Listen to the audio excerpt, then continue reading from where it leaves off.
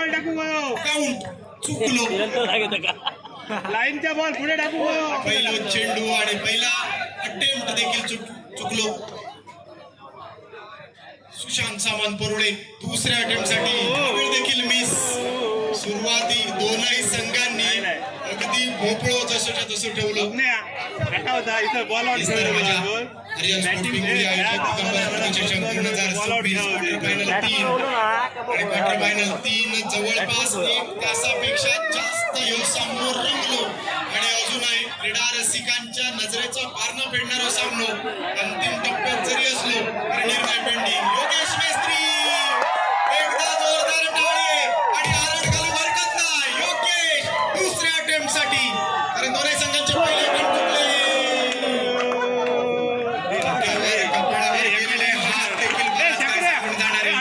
योगेशची संधी हुकली त्यानंतर श्रीधर बॉल टाकलं चुकलं का चुकलं लागलं सलगचे काही दोन्ही संघांचे चुकले श्रीधर करणं अपेक्षा होती खाली अमर्दन करण्याची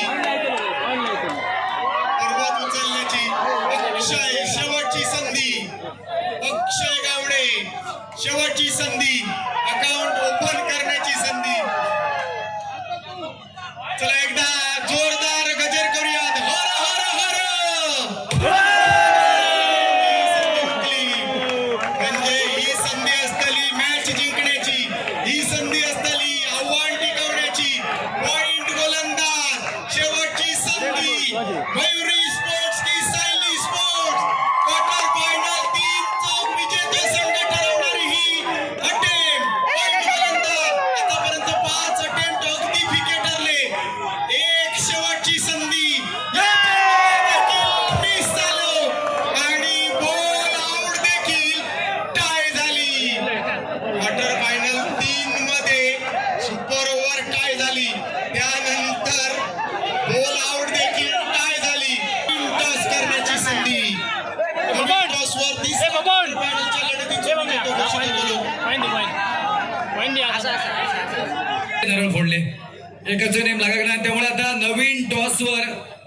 सेमीफायनल मध्ये संघ प्रवेश करतो असा विजेता असा